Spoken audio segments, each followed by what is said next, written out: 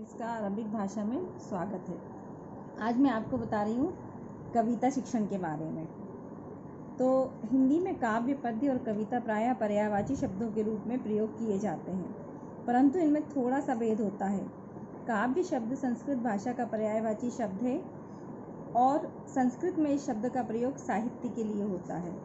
संस्कृत में काव्य साहित्य के दो भेद किए गए हैं, पद्य काव्य एवं गद्य काव्य। पद्य का अर्थ है छंदोबद्ध रचना। पद्य का छंदोबद्ध होना अनिवार्य है, जबकि कविता छंदोबद्ध हो भी सकती है और नहीं भी। इस प्रकार प्रत्येक रचना जो पद्यात्मक रूप में लिखी गई है कविता होती है, परंतु प्रत्येक कविता चाहे वह पद्यात्मक रूप में ही क्यों न लिखी गई हो, यह आवश्यक नहीं कि वह पद्य ही हो। मानव चेतना संपन्न तथा संवेदनशील प्राणी है।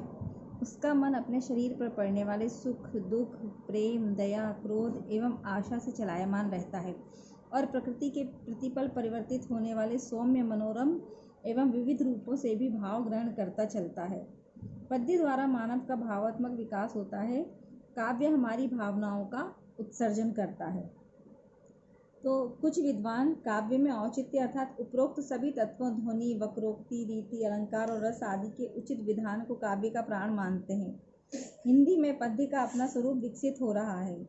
वीरगाथा काल, भक्ति काल, रीति काल और आधुनिक काल के प्रथम चरण तक उसका स्वरूप छंदोबद्ध ही रहा, परंतु उसके बाद बहुत से कवि ऐसे हुए जिन्होंने छंदों का बंधन स्वीकार नहीं किया। कुछ तो गद्य काव्य लिखने की ओर प्रवृत्त हुए, परंतु रसविहीन पद्य की कल्पना आज भी नहीं की जा सकती। यदि वे श्रोता अथवा पाठक के हृदय को स्पर्श कर उसे यथा भाव की सांद्र अनुभूति नहीं कराती, तो फिर उसे कविता नहीं कह सकते हैं। तो इस प्रकार से ये है कविता का अर्थ। इसके बाद है कविता की परिभाषाएं। तो मैं आपको परिभाषा बता रही हूँ। पहली परिभाषा है पंडित राम दहीन मिश्र के अनुसार, सहृदयों के हृदयों को आह्लादक रुचिकर रचना काव्य है। आचार्य वामन के अनुसार काव्य के लिए रीति अनिवार्य है। फिर है मिल्टन के अनुसार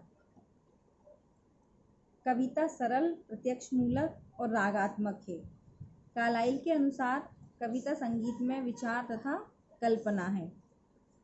इसके बाद है कविता शिक्षण के सामान्य उद्देश्य। पहला है इसमें विद्यार्थियों में पद्य के प्रति रुचि व प्रेम उत्पन्न करना। दूसरा है विद्यार्थियों को पूर्ण मनोयोग से कविता पाठ सुनने के योग्य बनाना। तीसरा है विद्यार्थियों को उचित गति, आरोह, अवरोह तथा भाव अनुसार काव्य पाठ करने के योग्य बनाना। चौथा है विद्यार्थियों को काव्य पाठ सुनाकर उसका अर्थ ग्रहण करने व भाव अनुभूति करने योग्य बनाना। विद्यार्थियों को छंद, शब्द, शक्ति, रस एवं अलंकार आदि का ज्ञान कराकर काव्य का पूर्ण रसास्वादन कराना। छठा है विद्यार्थियों में कल्पना व बोध शक्ति का विकास करना। सातवां विद्यार्थियों को विभिन्न काव्य शैलियों से परिचित कराना। आठवां है काव्य में रुचि उत्पन्न कर काव्य रचना के लिए प्रोत्साहित करना। नौवां काव्य के माध्यम से विद्यार्थियों को अपने देश व समाज की संस्कृति, सभ्यता, धर्म एवं दर्शन से परिचित कराना। और 10वां है विद्यार्थियों में अपनी सभ्यता, संस्कृति एवं सामाजिक आदर्शों के अनुकूल आचरण करने की प्रवृत्ति का विकास करना। इसके बाद मैं आपको बता रही हूँ पूर्व माध्यमिक स्तर पर पद्य शिक्षण के उद्देश्य। तो इसमें पहला है छात्रों को कठिन शब्दों के उच्चारण का समुचित अभ्यास कराना। दूसरा, छात्रों की उच्चारण विषयक त्रुटियों का सुधार करना। तीसरा, पूर्व माध्यमिक स्तर पर छात्रों में कविता की परख एवं कविता के प्रति रुचि उत्पन्न करना। चौथा, प्राथमिक स्तर की योग्यताओं में क्रमशः विकास करना। पांचवा है छात्रों में उपयोगी कविताओं के चयन की क्षमता का विकास करना।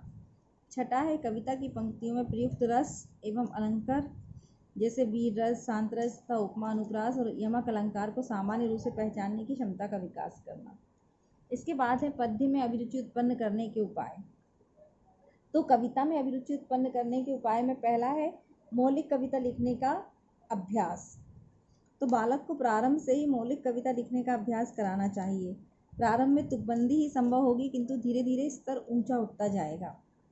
फिर दूसरा है कविताओं का कंठस्थीकरण। कविताओं का कंठस्थीकरण अभिरुचि बढ़ाने में सहायक सिद्ध होता है।